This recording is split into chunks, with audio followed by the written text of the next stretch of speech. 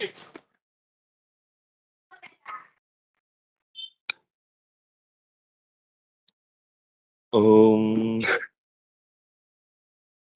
ಜನ್ಮಾದ್ಯಸ್ಯ ಯತೋನ್ಮಯಾದಿತರತಶ್ಚಾರ್ಥೇಷ್ವಭಿಜ್ಞಸ್ವರಾಟ್ ತೇನೇ ಬ್ರಹ್ಮಹೃದಾಯ ಆದಿಕವಯೇ ಮುಹ್ಯಂತಿ M ಸೂರಯಃ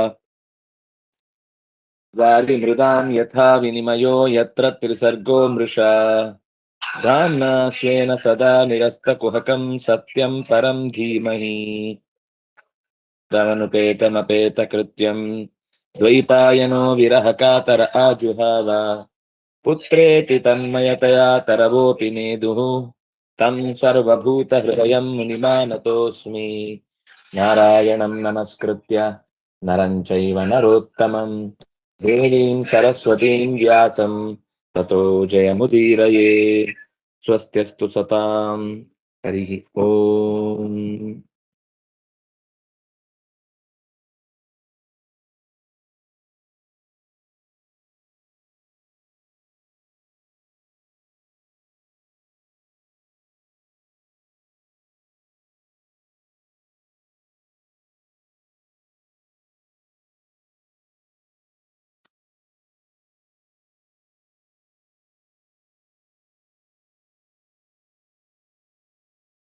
Hiranyakashipu ಬಂಧುಗಳಿಗೆ ಸಮಾಧಾನ ಮಾಡುವಂತಹ ಒಂದು ಪ್ರಕರಣವನ್ನ ನಾವು ನೋಡುತ್ತಾ ಇದ್ವಿ.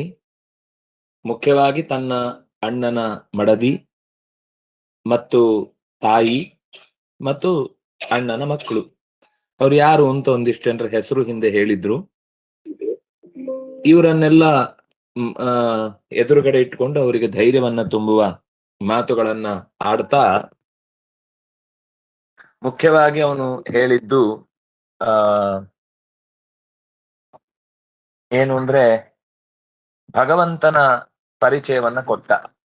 ಭಗವಂತ ನಮ್ಗೆಲ್ರಿಗೂ ಕೂಡ ಅತ್ಯಂತ ಹಿತವ, ಅವನು ಯಾವತ್ತೂ ಕೂಡ ಅಹಿತಕಾರಿ ಅಲ್ಲ.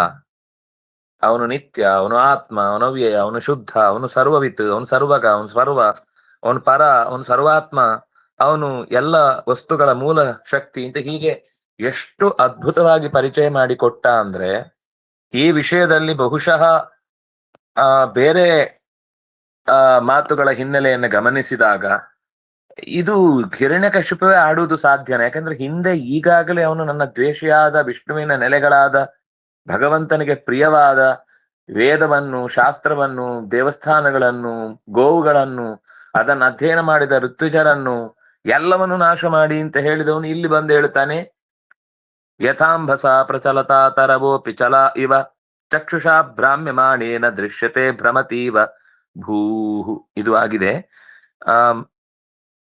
ಅನೇಕ ಸಂಗತಿಗಳನ್ನ ಹೇಳಿ ಜಗತ್ತು ಚಲಿಸುವಂತಹ ವಿಷಯಕ್ಕೆ ಬಂದಾಗ ಕುಡಿದವನು ಮತ್ತಿನಲ್ಲಿ ಅವನ ಕಣ್ಣಾಲಿಗಳು ಅಲ್ಲಾಡುವಾಗ ಜಗತ್ತೇ ಅಲ್ಲಾಡಿದಂತೆ ಕಾಣುವ ಹಾಗೆ ಅಜ್ಞಾನ ಭ್ರಮೆಗೆ ಒಳಗಾದಂತಹ ಜೀವ ಅಂತರ್ಯಾಮಿಯಾದ ಭಗವಂತನ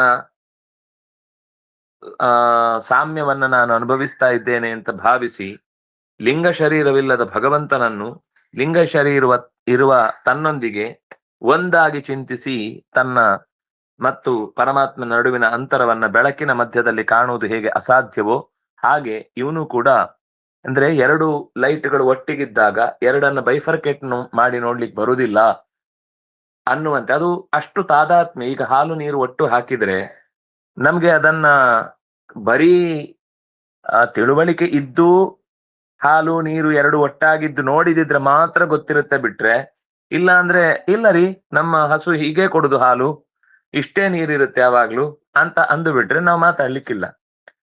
ಅದೇ ಅದಕ್ಕೊಂದು ಏನೋ ಲಿಕ್ಟೋಮೀಟರ್ ಏನೋ ಒಂದು ಹಾಲಿನ ಸಾಂದ್ರತೆಯನ್ನು ಗುರುತಿಸ್ಲಿಕ್ಕೆ ಒಂದು ವ್ಯವಸ್ಥೆ ಇರುತ್ತೆ. ಅದಕ್ಕಿಂತ ಚೆನ್ನಾಗಿ ನಾವು ಕೈಯ ಮುಂಗೈಗೆ ಒಂದು ಹನಿ ನೀರು ಹಾಕಿದಾಗ ಅಥವಾ ಹಾಲು ಹಾಕಿದಾಗ ಆ ಹಾಲಿನ ಬಿಳಿಯ ಅಂಶ ಕೈಯಲ್ಲಿ ಉಳ್ಕೊಂಡು ಜಾರಿ ಹೋಗ್ತಾ ಇದೆ ಅಂದ್ರೆ ಅದು ಹಾಲು ಶುದ್ಧವಾಗಿದೆ ಅಂತ ಅರ್ಥ.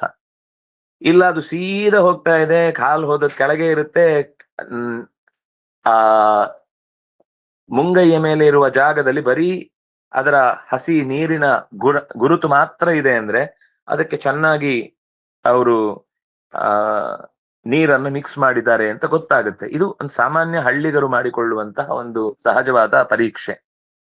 ಅಂತದ್ರಲ್ಲಿ ಬೆಳಕಿನ ಮಧ್ಯದಲ್ಲಿ ಎರಡು ಒಟ್ಟೊಟ್ಟಿಗೆ ಬೆಳಕಿದ್ದಾಗ ನಮಗೆ ಅದರ ವ್ಯತ್ಯಾಸ ಗುರುತು ಹಿಡಿಯುವುದು ತುಂಬಾ ಕಷ್ಟ.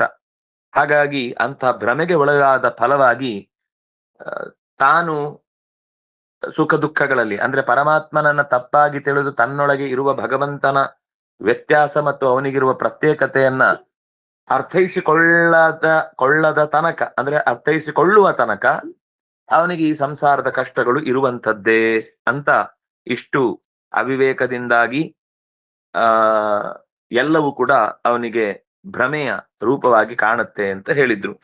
ಸಂಭವಶ್ಚ ವಿನಾಶಶ್ಚ ಶೋಕಶ್ಚ ವಿವಿಧ ಸ್ಮೃತ ಅವಿವೇಕಶ್ಚ ಚಿಂತಾಚ ವಿವೇಕ ಸ್ಮೃತಿರೇವಚ. ಜನನ ಮರಣ ಇದೆಲ್ಲ ಮನುಷ್ಯನಿಗೆ ಅನುಭವ ಸಿದ್ಧವಾದ ಸಂಗತಿ. ಅವಿವೇಕ ಚಿಂತೆ ಇವುಗಳನ್ನು ವಿವೇಕದಿಂದ ಕಳ್ಕೊಳ್ಳಿಕ್ ಸಾಧ್ಯ ಆಗತ್ತೆ, ಇಲ್ಲ ಅಂತಿಲ್ಲ. ಆದ್ರೆ ಮನುಷ್ಯನ ದೌರ್ಬಲ್ಯ ಏನು ಅಂದ್ರೆ ನಾನು ಅತ್ಯಂತ ವಿವೇಕಿ ಅಂತ ಅಂದುಕೊಂಡೇ ಎಲ್ಲವನ್ನು ನಿಶ್ಚಯ ಮಾಡ್ತಾನೆ. ಆದ್ರಿಂದಾಗಿ ಅವನಿಗೆ ಭ್ರಮೆ ಹಾಗೆ ಉಳಿದು ಹೋಗುತ್ತೆ. ನನಗೆ ನಾನು ಅತ್ಯಂತ ವಿವೇಕಿ ಅಂತ ಯಾರು ಬಹಳ ಅದರ ಬಗ್ಗೆ ತನ್ನ ಬಗ್ಗೆ ತಾನೇ ತಪ್ಪಾಗಿ ತಿಳ್ಕೊಳ್ತಾನೋ ಅವನಿಗೆ ಅಂತಹ ದುರವಸ್ಥೆ ಇದ್ದೇ ಇರುತ್ತೆ. ಹಾಗಾಗಿ ಮನುಷ್ಯನ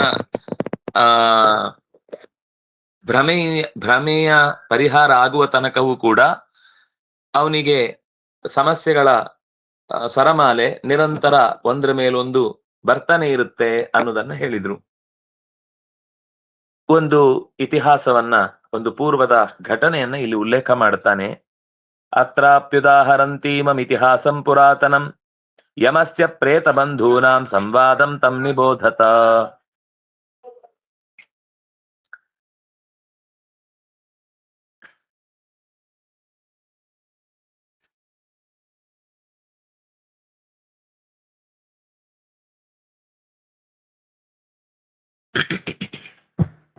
ಒಂದು ಕಥೆ ಹೇಳ್ತಾನೆ.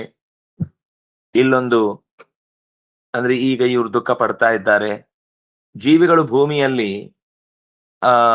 ಯಾವಾಗ್ಲೂ ಒಟ್ಟಿಗೆ ಇರ್ತಾರೆ ಅಂತ ಹೇಳಲಿಕ್ಕೆ ಬರಲ್ಲ.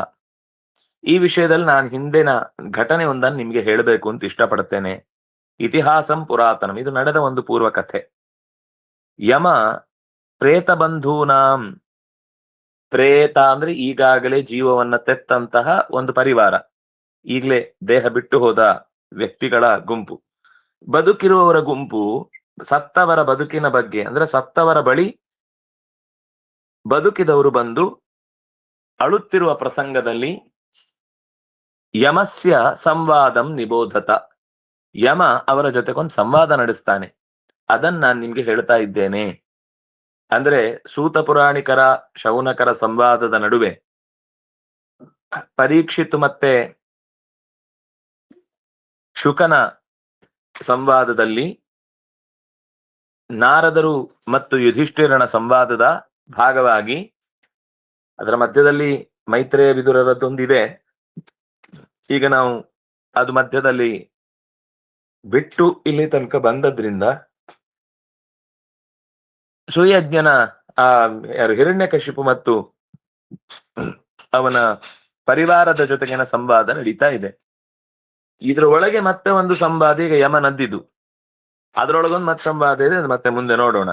ಕುಶೀನರೇ ಶ್ವಭೂದ್ರಾಜ ಸುಯಜ್ಞ ಇತಿ ವಿಶ್ರುತ ಸಪತ್ನೈರ್ ನಿಹತೋ ಯುದ್ಧೇ ಜ್ಞಾತಯಸ್ತಮುಪಾಸತ.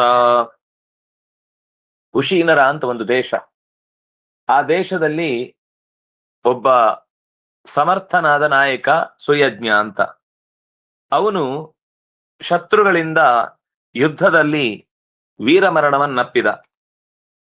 ಆಗ ಜ್ಞಾತಯ ತಮುಪಾಸತ, ಜ್ಞಾತಿಗಳು ಅಂದ್ರೆ ಬಂಧುಗಳು ಅವನನ್ನ ಕಳ್ಕೊಂಡ ವ್ಯಥೆಯಿಂದ ಅಳತೊಡಗಿದರು. ಬಂದು ಅಳ್ಳಿಕ್ ಶುರು ಮಾಡಿದ್ರು. ವಿಶೀರ್ಣ ರತ್ನ ಕವಚಂ ವಿಭ್ರಷ್ಟಾಭರಣ ಸ್ರಜಂ ಶರ ನಿರ್ಭಿಣ್ಣ ಹೃದಯಂ ಶಯಾನಮಸೃಗಾವಿಲಂ ವಿಶೀರ್ಣ ರತ್ನ ಕವಚಂ. ಆ ಸುಯಜ್ಞನ ಶರೀರದಲ್ಲಿ ಯುದ್ಧದಿಂದಾಗಿ ಕವಚ ಸೀಳಿದೆ.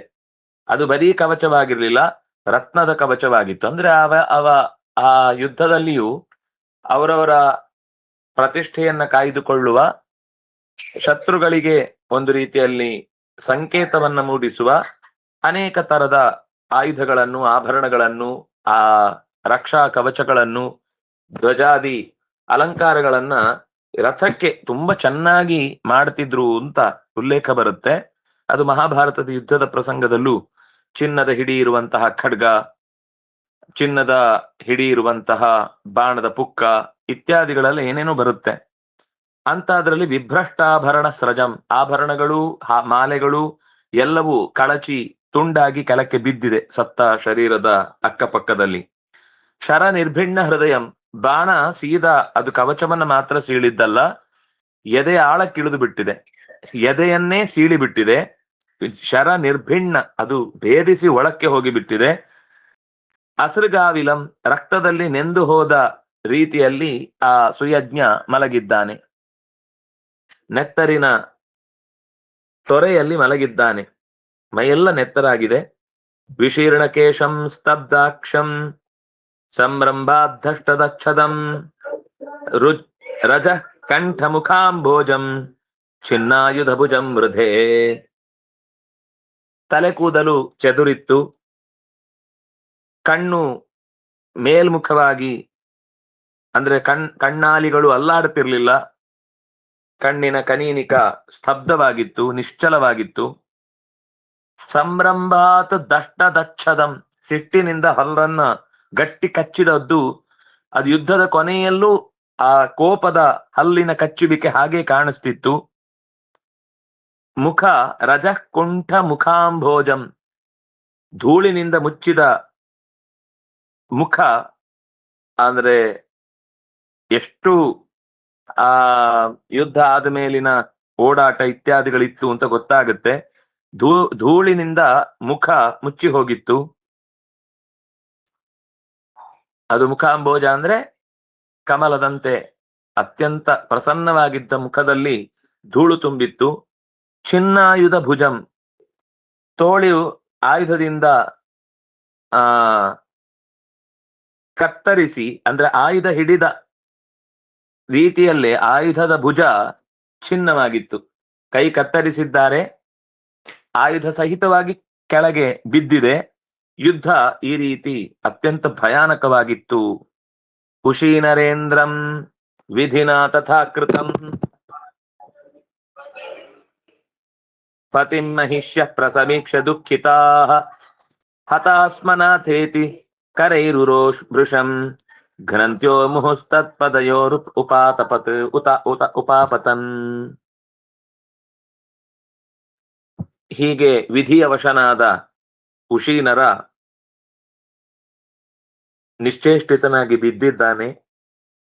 ಅವನ ಮಡದಿಯರು, ಅವನ ಪರಿವಾರದವರು ಯಜಮಾನನನ್ನು, ಮತ್ತು ಅಂದ್ರೆ ಯಜಮಾನ ಕೆಲವರಿಗೆ ಗಂಡ, ಕೆಲವರಿಗೆ ಬೇರೆ ಒಂದೊಂದು ರೀತಿಯ ಸಂಬಂಧ, ಈ ಅವಸ್ಥೆಯಲ್ಲಿ ರಾಜನ ಅಂದ್ರೆ ಒಂಥರ ಅನಾಥವಾಗಿ ಬಿದ್ದಿದ್ದ ಸ್ಥಿತಿಯನ್ನ ಕಂಡು ಅತ್ಯಂತ ದುಃಖಿತರಾದ್ರು. ದುಃಖಿತಾಹ ಪತಿಂ ಮಹಿಷ್ಯ ಪ್ರಸಮೀಕ್ಷ್ಯ ದುಃಖಿತಾಹ, ಪತಿಯನ್ನ ಕಂಡು ಮಡದಿಯರು ಅತ್ಯಂತ ವಿಲಲಾಪ ಮಾಡಿದ್ರು. ನಾಥ ತಾಸ್ಮ, ನಾಥನೇ ನಾವು ಸತ್ತೆವು, ನೀನು ಸತ್ತದ್ದು ಮಾತ್ರ ಅಲ್ಲ, ನಾವು ಕೂಡ ಉಸಿರು ಬಿಟ್ಟಿದ್ದೇವೆ ಈಗ, ನೀನು ನಮ್ಮ ಜೊತೆಗಿಲ್ಲ ಅನ್ನುವ ಕಾರಣಕ್ಕಾಗಿ ಅಂತ. ಕರೈಹಿ ಉರಹ ಭೃಶಂ ಘ್ನಂತ್ಯ, ಎದೆ ಬಡ್ಕೊಳ್ಳುದು ಅಂತ ನಾವು ಕೆಲವೊಮ್ಮೆ ಹೇಳ್ತೇವಲ್ಲ, ದುಃಖ ಆದವರು ಎದೆ ಬಡ್ಕೊಂಡು ಅಳುತ್ತಾ ಇರ್ತಾರೆ ಅಂತ. ಹಾಗೆ ಭೃಶಂ ಜೋರಾಗಿ ಎದೆಗೆ ಪೆಟ್ಟು ಕೊಟ್ಟುಕೊಳ್ತಾ, ಮುಹುಹು ಒಂದ್ಸಲ ಅಲ್ಲ ಮತ್ತೆ ಮತ್ತೆ ಹಾಗೆ ಪೆಟ್ಟು ಕೊಟ್ಟುಕೊಳ್ತಾ ಅವನ ಕಾಲಿಗೆ ಅಡ್ಡ ಬಿದ್ರು. ತತ್ ಪದಯೋ ಉಪಾಪತನ್. ಅಳ್ತಾ ಅಳ್ತಾ ತಡಿಲಿಕ್ಕಾಗದೆ ದುಃಖದ ಕಣ್ಣೀರಿನಲ್ಲಿ ಒದ್ದೆಯಾದವರು ಅವನ ಪಾದದ ಮೇಲೆ ಬಿದ್ರು ಎದೆ ಬಡ್ಕೊಂಡು. ರುದಂತ್ಯ ಉಚ್ಚೈರ್ ದಯಿತಾಂಘ್ರಿ ಪಂಕಜಂ ಸಿಂಚಂತ್ಯ ಆಶ್ರೈಃ ಕುಚ ಕುಂಕುಮಾರುಣೈಃ ವಿಸ್ರಸ್ತಕೇಶಾಭರಣ ಶುಚಂ ನೃಣಾಂ ಸೃಜಂತ್ಯ ಆಕ್ರಂದನಯಾ ವಿಲೇಪಿರೇ. ಮೈ ಮರೆತು ಹತ್ತು ಬಿಟ್ರು, ತಡ್ಕೊಳ್ಳಿಕ್ಕಾಗ್ಲಿಲ್ಲ. ಅತ್ತ ನೀರು ಕುತ್ತಿಗೆಯಿಂದ ಎದೆ ತನಕ ಹಚ್ಚಿದ್ದ ಕುಂಕುಮವನ್ನೆಲ್ಲ ತೊಯ್ಯಿಸಿ ಜಾರಿಸಿತು. ಕಣ್ಣೀರಿನಿಂದ ಅವರ ಪಾದವನ್ನೂ ತೊಳೆದ್ರು. ಕೇಶಕ್ಕೆ ಕಟ್ಟಿಕೊಂಡಿದ್ದ ಆಭರಣಗಳೆಲ್ಲ ಅಸ್ತವ್ಯಸ್ತವಾಗಿ ಬಿದ್ದು ಹೋದುವು.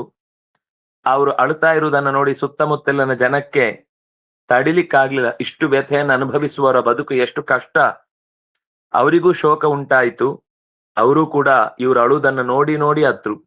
ಕೆಲವರಿಗೆ ಕೆಲವೊಂದ್ಸಲ ಅಳುವುದಕ್ಕೇನು ಕಾರಣ ಇರುವುದಿಲ್ಲ, ಆದ್ರೆ ಇನ್ನೊಬ್ರು ಅಳುವುದನ್ನು ನೋಡಿ ತಡಿಲಿಕ್ಕಾಗದೆ ಅವರು ಹತ್ತು ಬಿಡ್ತಾರೆ. ಅಹೋ ವಿಧಾತ್ರ ಕರುಣೇನ ನಃ ಪ್ರಭು ಭವಾರಣೀತೋಧಿಕ ಗೋಚರಂ ದೃಶಾಂ ಉಶೀನರಾಣಾಮಪಿ ವೃತ್ತಿದಃ ಪುರಾ ಕೃತೋಧುನಾ ಯೇನ ಶುಚಾಂ ವಿವರ್ಧನಃ. ಎಲೈ ಪ್ರಭುವೆ, ಇದು ನಿಜವಾಗಿಯೂ ಆಶ್ಚರ್ಯ. ಭಗವಂತ ನಿಷ್ಕರುಣಿಯಾಗಿ ನಿನ್ನನ್ನ ಎಳ್ಕೊಂಡು ಹೋಗ್ಬಿಟ್ಟಿದ್ದಾನೆ. ನಮ್ಮನ್ನ ನಿನ್ನಿಂದ ದೂರ ಮಾಡಿದ್ದು ಮಾತ್ರ ಅಲ್ಲ, ನಮ್ಮ ಕಣ್ಣಿಗೆ ನೀನು ಎಂದು ಕಾಣದಂತೆ ಎಳೆದೊಯ್ದಿದ್ದಾನೆ.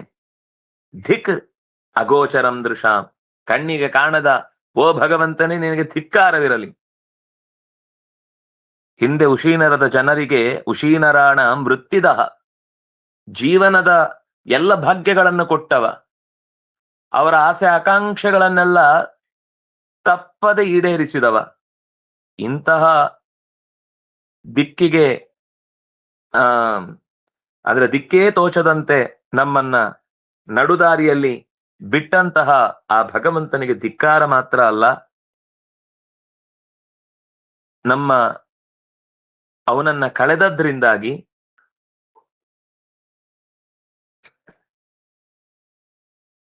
ನಾವು ಮಾತ್ರ ಅಲ್ಲ, ಅವನಿಂದ ಯಾರೆಲ್ಲ ಉಪಕೃತರೋ ಅವರೆಲ್ಲರ ಶೋಕವನ್ನ ವೃದ್ಧಿಗೊಳಿಸಿದ್ದಾನೆ. ಅವನನ್ನ ಕೊಂದ, ಹೋಗಿ ಅವನನ್ನ ಯುದ್ಧದಲ್ಲಿ ಸತ್ತ ಅಂತ ಹೇಳಬಹುದು. ಆದ್ರೆ ಅವನನ್ನ ನಂಬಿಕೊಂಡವರನ್ನೂ ಬದುಕಿಸುತ್ತಲೇ, ಅಂದ್ರೆ ಬದುಕಿರುವ ಸ್ಥಿತಿಯಲ್ಲೇ ಅವರನ್ನು ಕೂಡ ಸಂಹರಿಸಿದ್ದಾನೆ. ಆದ್ರಿಂದಾಗಿ ಏನ್ ಮಾಡ್ಬೇಕು ಗೊತ್ತಾಗ್ತಾ ಇಲ್ಲ. ಕೃತೋಧುನಾ ಯೇನ ಶುಚಾಂ ವಿವರ್ಧನಃ, ಯಾರಿಂದಾಗಿ ನಾವೆಲ್ಲ ನೆಮ್ಮದಿಯಾಗಿ ಕಣ್ಣು ಮುಚ್ಚಿ ನಮ್ಮ ಚಟುವಟಿಕೆಯಲ್ಲಿ ತೊಡಗುವುದಕ್ಕೆ ಅನುಕೂಲವನ್ನಾಗಿ ಬದುಕನ್ನ ಮಾಡಿಕೊಟ್ಟಿದ್ನೋ, ಪರಿಸರವನ್ನ ಸೃಷ್ಟಿಗೊಳಿಸಿದ್ನೋ, ಅವನ ಕಳಕೊಂಡ ಪರಿಣಾಮದಿಂದಾಗಿ ನಮ್ಮ ಪರಿಸರ ಸತ್ತು ಹೋಯಿತು, ಬದುಕಿನ ಭಾವನೆಗೆ ಕೊಳ್ಳಿ ಇಕ್ಕಿತು. ತ್ವಯಾ ಕೃತಜ್ಞೇನ ವಯಂ ಮಹೀಪತೆ ಕಥಂ ವಿನಾಸ್ಯಾಮ ಸುಹೃತ್ತಮೇನ ತವ ವೀರಪಾದಯೋ ಶುಶ್ರೂಷತೀನಾಂ ದಿಶ ಯತ್ರ ಯಾಸ್ಯಸಿ. ಎಲೈ ರಾಜನೇ, ನೀನು ಬೇರೆಯವರಿಂದ ಪಡೆದ ಉಪಕಾರವನ್ನು ಯಾವಾಗ್ಲೂ ನೆನಪಿಸ್ಕೊಳ್ತಾ ಇದ್ದವ, ಅತ್ಯಂತ ಕೃತಜ್ಞ ನೀನು. ಆ ರೀತಿಯಾಗಿ ನಮ್ಮ ಎಲ್ಲಾ ಸಣ್ಣ ಪುಟ್ಟ ಸೇವೆಗಳನ್ನು ಪರಿಶೀಲಿಸಿ ಅದರ ಹಿಂದೆ ಇರುವ ಆಪ್ಯಾಯಮಾನವಾದ ಭಾವವನ್ನ ಗ್ರಹಿಸಿ ನಮಗೆ ಸದಾ ಅನುಕೂಲನಾಗಿದ್ದ ನಿನ್ನನ್ನ ಅಗಲಿ ನಾವು ಹೇಗೆ ಬದುಕಿರುವುದು ಸಾಧ್ಯ? ಅಂತ ಬದುಕನ್ನ ನಾವು ಕಲ್ಪಿಸಿಕೊಂಡೇ ಇರಲಿಲ್ಲ. ನಿನ್ನಿಂದ ದೂರವಾಗಿ ಬದುಕುವ ಒಂದು ದಿನ ಬರುತ್ತೆ ಅಂತ ನಮಗೆ ಅರ್ಥವೇ ಆಗಿರ್ಲಿಲ್ಲ. ನಮಗೇನು ಅನ್ನಿಸ್ತಾ ಇದೆ ಅಂದ್ರೆ, ನೀನ್ ಎಲ್ಲಿಗೆ ಹೋಗಿದ್ಯೋ ನಾವು ಅಲ್ಲಿಗೆ ಬಂದು ನಿನ್ನ ಪಾದ ಸೇವೆ ಮಾಡಬೇಕು ಅಂತ ನಮ್ಮ ಮನಸ್ಸು. ಇಲ್ಲಿ ನಿನ್ನನ್ನ ಕಳ್ಕೊಂಡು ಬದುಕುವ ಶಕ್ತಿ ನಮಗಿಲ್ಲ. ನೀನಿಲ್ಲದ ಪ್ರತಿ ಕ್ಷಣವೂ ನಮಗೆ ವ್ಯಥೆಯ ದೊಡ್ಡ ಭಾರವನ್ನ ತಲೆ ಮೇಲೆ ಹೊರಿಸಿ ನಾವು ಬದುಕಲಿಕ್ಕೆ ಇಲ್ಲ ಅನ್ನುವ ಹಾಗೆ ಮಾಡ್ತಾ ಇದೆ. ನಮ್ಮನ್ನು ನಿನ್ನ ಜೊತೆಗೆ ಕರೆದೊಯ್ದು ಬಿಡು. ಯತ್ರ ಯಾಸ್ಯಸಿ ತತ್ರ ಅಸ್ಮಾನಪಿ ನಯ, ನಮ್ಮನ್ನು ಅನುಯಾನಂ, ನಮಗೂ ಅಲ್ಲಿಗೆ ಬರ್ಲಿಕ್ಕೆ ಪರ್ಮಿಷನ್ ಕೊಡು, ಅಲ್ಲಿಗೂ ನಿನ್ನ ಜೊತೆಗೆ ಇರ್ಲಿಕ್ಕೆ ನಮಗೆ ಅವಕಾಶ ಕೊಡು. ಏವಂ ವಿಲಪತೀನಾಂ ವೈ ಪರಿಗೃಹ್ಯ ಮೃತಂ ಪತಿಂ ಅನಿಚ್ಛತೀನಾಂ ನಿರ್ಹಾರಂ ಅರ್ಕೋಸ್ತಂ ಸನ್ಯವರ್ತತ. ಈ ರೀತಿ ಪತಿಯ ಮೃತ ಶರೀರದ ಮೇಲೆ ಬಿದ್ದು ಒದ್ದಾಡುತ್ತಿದ್ದ ಮಹಿಷಿಯರು, ರಾಣಿಯರು ಒಂದೇ ಸಮನೆ ಮತ್ತೆ ಮತ್ತೆ ಮತ್ತೆ ಎದೆ ಒಡೆದು ಮತ್ತೆ ಮತ್ತೆ ಅಳ್ತಾನೇ ಇದ್ದಾರೆ. ಅವ್ರಿಗೆ ತಡ್ಕೊಳ್ಳಿಕ್ ಆಗ್ತಿಲ್ಲ. ನಿರ್ಹಾರಂ ಅನಿಚ್ಛತೀನಾಂ. ನಿರ್ಹಾರ ಅಂದ್ರೆ ಉತ್ತರ ಕ್ರಿಯೆ ಅಂತ ಅರ್ಥ. ಮನುಷ್ಯನಿಗೆ ಸತ್ತ ನಂತರ ಮಾಡುವಂತಹ ಪ್ರಕ್ರಿಯೆಯನ್ನ, ದೇಹ ದಾಹ ಇತ್ಯಾದಿಗಳೆಲ್ಲ, ಅದಕ್ಕೆ ನಿರ್ಹಾರ ಕರ್ಮ ಅಂತ ಹೇಳ್ತಾರೆ. ಉತ್ತರ ಕ್ರಿಯೆಯನ್ನ ಮಾಡುವುದಕ್ಕೆ ಅನಿಚ್ಛತೀನಾಂ, ಅವ್ರು ಇಷ್ಟನೇ ಪಡ್ತಾ ಇಲ್ಲ. ಅವರಿಗೆ ಮನಸ್ಸೇಲಿ ಶರೀರ ಹೋಗ್ಬಿಡುತ್ತೆ, ಈಗ ಕನಿಷ್ಠ ಪಕ್ಷ ಅವನಿಲ್ಲ ಅಂದ್ರೆ ಅವನ ಶರೀರದಿಂದ ನಾವು ಅನುಭವಿಸಿದ ಸಂತೋಷವನ್ನ ನೆನಪಿಸಿಕೊಳ್ಳಿಕ್ಕೆ ಇದೊಂದು ಪ್ರತೀಕ ಅನ್ನುವ ಹಾಗೆ ಇದೆ. ಅದಕ್ಕಾಗಿ ಅವನನ್ನ ಸುಡ್ಲಿಕ್ ಮನಸ್ಸಿಲ್ಲ ಅವರಿಗೆ. ಇತ್ತ ಸೂರ್ಯ ಅಸ್ತಮ್ಯವರ್ತತ. ಇತ್ತ ಸೂರ್ಯ ಮುಳುಗುತ್ತಾ ಇದ್ದಾನೆ. ತನ್ನ ಕಿರಣಗಳನ್ನ ಹಿಂದಕ್ಕೆ ಸೆಳೆದುಕೊಂಡು ಕತ್ತಲೆಯ ರಾಜ್ಯಕ್ಕೆ, ಜಗತ್ತನ್ನು ಬಿಟ್ಟು ಹೋಗ್ತಾ ಇದ್ದಾನೆ. ತತ್ರ ಪ್ರೇತ ಬಂಧೂನಾಂ ಆಶ್ರುತ್ಯ ಪರಿದೇವನಂ ಆಹತಾನ್ ಬಾಲಕೋ ಭೂತ್ವ ಯಮಸ್ವಯಮುಪಾಗತ. ಅದರಲ್ಲಿ ಆ ಶರೀರದ ಸಂಪರ್ಕದಲ್ಲಿ ಇನ್ನೂ ಸ್ವಲ್ಪ ರಾಜನ ಸಂಬಂಧ ಇತ್ತು ಅಂತ ಅನ್ಸುತ್ತೆ. ಅವರನ್ನ ನೋಡಿ ಯಮನಿಗೆ ಸ್ವಲ್ಪ ಬಾಧೆ ಆಯ್ತು. ಕರ್ಕೊಂಡು ಹೋಗ್ಲಿಕ್ಕೆ ಬಂದವನವನು, ಇನ್ನೂ ಅನೇಕ ಜನರೆಲ್ಲ ಅಲ್ಲಿ ಜೀವ ತೆರ್ತಾ ಇದ್ದಾರೆ. ಸತ್ತವನ ಬಂಧುಗಳೆಲ್ಲ ತುಂಬಾ ವಿಲಾಪಗೈತಾ ಇದ್ದದ್ರಲ್ಲಿ ಈ ರಾಣಿಯರನ್ನ ಕಂಡು ಯಮನಿಗೆ ಅವರ ವ್ಯಥೆಯನ್ನ ಪರಿಹರಿಸುವ ಉದ್ದೇಶ ಹುಟ್ಟಿ ಸಣ್ಣ ಹುಡುಗನಂತೆ ಬಾಲನಾಗಿ, ಬಾಲಕೋ ಭೂತ್ವಾ ತಾನ್ ಆಹ, ಅವರ ಪರಿದೇವನವನ್ನ ಕಂಡು, ಅವರ ದುಃಖದ ತೀವ್ರತೆಯನ್ನ ಕಂಡು ಅವರ ದುಃಖ ಪರಿಹಾರಕ್ಕಾಗಿ ತಾನೇ ಬಂದು, ಯಾಕೆಂದ್ರೆ ಅವನೀಗ ರಾಣಿಯರನ್ನು ನೆಳ್ಕೊಂಡು ಹೋಗ್ಲಿಕ್ಕೆ ಬಂದದ್ದಲ್ಲ, ರಾಣಿಯರು ಇನ್ನು ಬದುಕಬೇಕಾದವರಿದ್ದಾರೆ. ಆದ್ರೆ ಇಲ್ಲಿ ಆಗುವ ಅನಾಹುತಗಳನ್ನ ನೆನಪಿಸ್ಬೇಕಾದ ಅನಿವಾರ್ಯತೆ ಇತ್ತು ಅವನಿಗೆ. ಅದಕ್ಕೋಸ್ಕರ ಅವರನ್ನ ಕುರಿತು ಹೀಗೆ ಮಾತನಾಡಿತಾನೆ. ಸ್ವಯಂ ಉಪಾಗತ, ತಾನೇ ಯಮನಿಂದ ಉಪದೇಶ ಪಡಿಬೇಕು ಅಂದ್ರೆ ಎಷ್ಟು ದೊಡ್ಡ ಯೋಗ್ಯತೆ ಬೇಕು. ನಚಿಕೇತ ಒಬ್ಬ ಪಡೆದದ್ದು ನಮಗೆ ಗೊತ್ತು. ಇಲ್ಲಿ ನೇರವಾಗಿ ಯಮನೇ ಮಾತಾಡ್ತಾನೆ. ಆದ್ರೆ ಯಮ ಅಂತ ಅವರಿಗೆ ಗೊತ್ತಾಗಿಲ್ಲ ಅಷ್ಟೇ. ಯಮ ಉವಾಚ ಅಹೋ ಅನೀಶಾಂ ವಯಸಾಧಿಕಾನಾಂ ವಿಪಶ್ಯತಾಂ ಲೋಕ ವಿಧಿಂ ವಿಮೋಹ ಯತ್ರೋದ್ಭವಸ್ತತ್ರ ಗತಂ ಮನುಷ್ಯಂ ಸ್ವಯಂ ಸಧರ್ಮ ಅನುಶೋಚಂತ್ಯ ಪಾರ್ಥಂ. ಯಮ ಹೀಗೆ ಹೇಳ್ತಾನೆ, ಆಶ್ಚರ್ಯ ಆಗ್ತಾ ಇದೆ, ನನಗಿಂತ ಇವರೆಲ್ಲ ಅತ್ಯಂತ ಹಿರಿಯರಿದ್ದಾರೆ. ಅಂದ್ರೆ ಡೈರೆಕ್ಟ್ ಆಗಿ ಅವ್ರಿಗೆ ಹೇಳಿದ್ರೆ ಯಾರು ತಲೆ ಹಾಕೊಳ್ಳಲ್ಲ, ಈ ಬುದ್ಧಿವಾದ ಹೇಳಲಿಕ್ಕೆ ಬಹಳ ಜನ ಬರ್ತಾರೆ ಅಂತ. ಯಾರೋ ಬೇರೆಯವರಿಗೆ ಮಾತಾಡ್ತಾ ಇದ್ದಾರೆ ಅಂದಾಗ ನಮ್ ಬಗ್ಗೆ ಮಾತಾಡ್ತಾರ ಅಂತ ಎಲ್ಲರ ಕಿವಿ ಒಂದ್ ಸರ್ತಿ ನೆಟ್ಟಗೆ ಆ ಕಡೆಗೆ ಸಾಗುತ್ತೆ. ಹಾಗಾಗಿ ನನಗೆ ಆಶ್ಚರ್ಯ ಆಗ್ತದೆ, ಇವರೆಲ್ಲ ತುಂಬಾ ದೊಡ್ಡವರು, ಲೋಕದಲ್ಲಿ ಹುಟ್ಟು ಸಾವು ಭಗವಂತನ ಅಧೀನವಾಗಿ ನಿರಂತರ ನಡೀತಾ ಇದೆ. ಇದು ಹಿಂದೆಯೂ ಆಗಿದೆ, ಮುಂದೆಯೂ ಆಗುತ್ತೆ, ಈಗಲೂ ನಡೀತಾ ಇರುವುದನ್ನ ಕಣ್ಣಾರೆ ನಿರಂತರ ಕಂಡವ್ರು ಇವರು. ಇವ್ರು ಯಾರಿಗೂ ಕೂಡ ರಾಜ್ಯಭಾರದ ಆ ಪರಿಸ್ಥಿತಿಯಲ್ಲಿ ಯಾವಾಗ ಏನಾಗುತ್ತೆ ಅನ್ನುವ ನಿಶ್ಚಯ ಇಲ್ಲ ಅನ್ನೋದು ಗೊತ್ತಿದ್ದೇ ಬದುಕಿದ್ದಾರೆ. ಆದ್ರೂ ಯಾಕೆ ಭ್ರಮೆ ಇವರಿಗೆ? ಯಾವುದೋ ಲೋಕದಿಂದ ಬಂದದ್ದು ಈ ಮನುಷ್ಯ, ಯಾವುದೋ ಲೋಕಕ್ಕೆ ಮರಳಿ ಹೋಗ್ಲೇಬೇಕು. ಯಾಕೆಂದ್ರೆ ಅವ್ಯಕ್ತ ನಿಧನಾನ್ಯೇವ, ಬಂದದ್ದು ಅವ್ಯಕ್ತದಿಂದಲೇನೆ, ಹೋಗುವುದು ಯತ್ರೋದ್ಭವ ತತ್ರ ಗತಂ ಮನುಷ್ಯಂ, ಯತ್ರ ಉದ್ಭವ ತತ್ರ ಗತಂ. ಎಲ್ಲಿ ಹುಟ್ಟಿದ್ದಾನೋ, ಯಾವ ಕಡೆಯಿಂದ ಬಂದು ಹುಟ್ಟಿದ್ದಾನೋ ಅಲ್ಲಿಗೆ ಮತ್ತೆ ಹೋಗಿದ್ದಾನೆ. ಹೀಗೆ ಎಲ್ಲಿಂದ ಹುಟ್ಟಿ ಬಂದೋ ಅದೇ ಪರಲೋಕಕ್ಕೆ ಮರಳಿ ಹೋಗಿರುವ ಮನುಷ್ಯನ ಬಗ್ಗೆ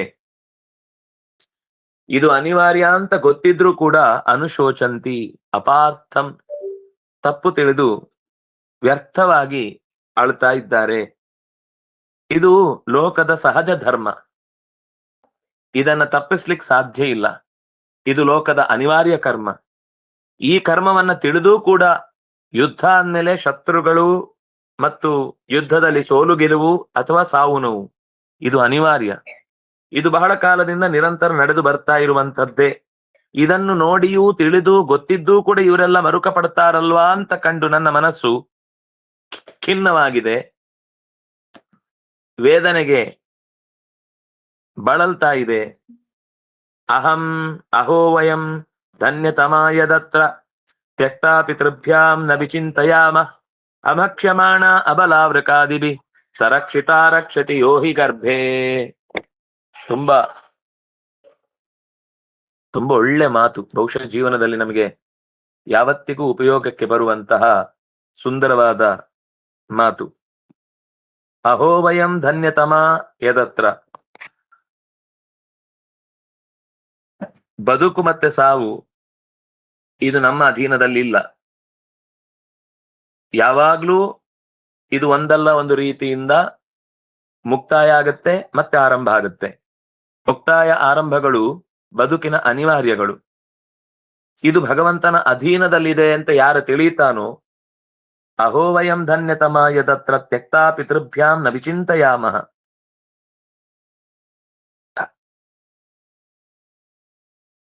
ಅವನು ಹೇಳುದು, ನಾನು ಸ್ವಲ್ಪ ಧೈರ್ಯವಂತ, ಅಂದ್ರೆ ನನ್ನವರು ಇಲ್ಲಿ ಕಳೆದು ಹೋಗಿದ್ದಾರೆ ಅಂತ ಅನ್ನೋ ತರ ಅವನು ಮಾತಾಡ್ತಾನೆ.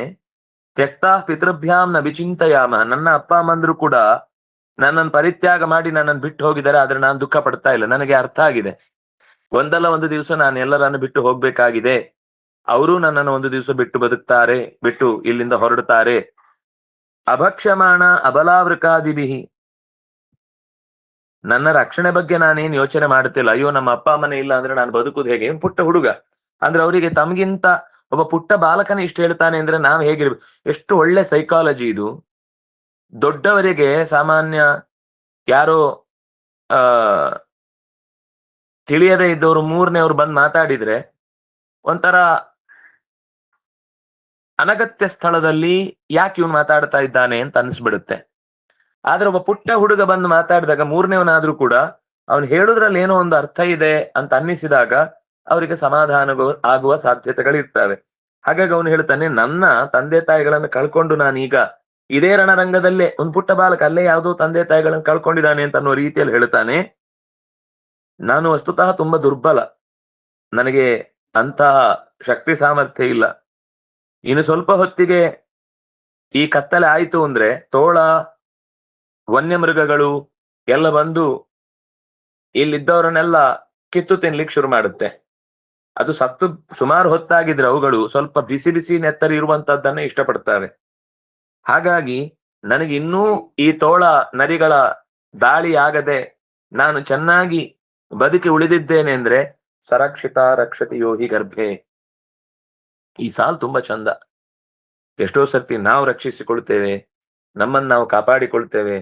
ನಮ್ಗೆ ಬೇಕಾದ ಅಂದ್ರೆ ಸಾವಿನ ಬಗ್ಗೆ ಮಾತ್ರ ಹೇಳ್ತಾ ಇಲ್ಲ, ಜೀವನದ ಯಾವುದೇ ಒಂದು ವಸ್ತು ಲಭ್ಯ ಆಗುವಾಗ ಇದನ್ನ ನಾನು ಮಾಡ್ಕೊಳ್ತೇನೆ, ನನಗೆ ಬೇಕಾದ್ದನ್ನು ನಾನು ಸಿದ್ಧಿಸಿಕೊಳ್ತೇನೆ, ನನಗಿರುವ ಸಮಸ್ಯೆಯನ್ನು ನಾನು ನನ್ನ ರೋಗವನ್ನು ಪರಿಹರಿಸಿಕೊಳ್ತೇನೆ, ನನ್ನ ದೋಷವನ್ನು ಪರಿಹರಿಸಿಕೊಳ್ತೇನೆ, ನನಗೆ ಬೇಕಾದ ವಿದ್ಯೆಯನ್ನ ಪಡ್ಕೊಳ್ತೇನೆ, ನನಗೆ ಬೇಕಿರುವ ದಾರಿಯನ್ನು ಹುಡ್ಕೊಳ್ತೇನೆ ಅಂತ ಹೀಗೆ ಎಲ್ಲದರಲ್ಲೂ ನಮ್ಮ ಬಗ್ಗೆ ನಾವೇ ಏನೋ ಕಲ್ಪಿಸಿಕೊಂಡು ಅದಕ್ಕೆ ಬೇಕಾದ ನೋಡಿ ಸರಿಯಾದ ದಾರಿಯನ್ನು ನಾನು ಅವತ್ತು ಹಾಕಿಕೊಂಡದ್ರಿಂದ ಇವತ್ತಿಷ್ಟು ಸಮರ್ಥನಾಗಿದ್ದೇನೆ, ಇಷ್ಟು ಸಲೀಸಾಗಿ ನನ್ನ ಜೀವನ ಮಾಡ್ತಾ ಇದ್ದೇನೆ.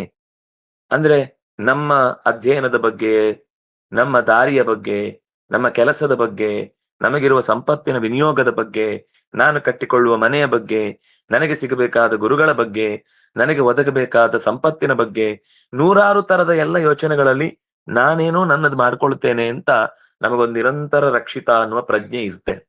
ಅದಕ್ಕೆ ಇಲ್ಲಿ ಯಮಧರ್ಮ ಹೇಳ್ತಾನೆ, ಏನಪ್ಪಾ ನೀನನ್ನೇನ್ ರಕ್ಷಿಸಿಕೊಳ್ತಿ, ಏನಪ್ಪಾ ನಿನಗೆ ನೀನು ದಕ್ಕಿಸಿಕೊಳ್ತಿ, ಏನಪ್ಪಾ ನೀನ್ ಬೇಕಾದ್ದನ್ನ ಕೇಳಿಸಿಕೊಳ್ತಿ, ಏನಪ್ಪಾ ನೀನು ಬೇಕಾದ್ದನ್ನ ಮಾಡಿಸಿಕೊಳ್ತಿ.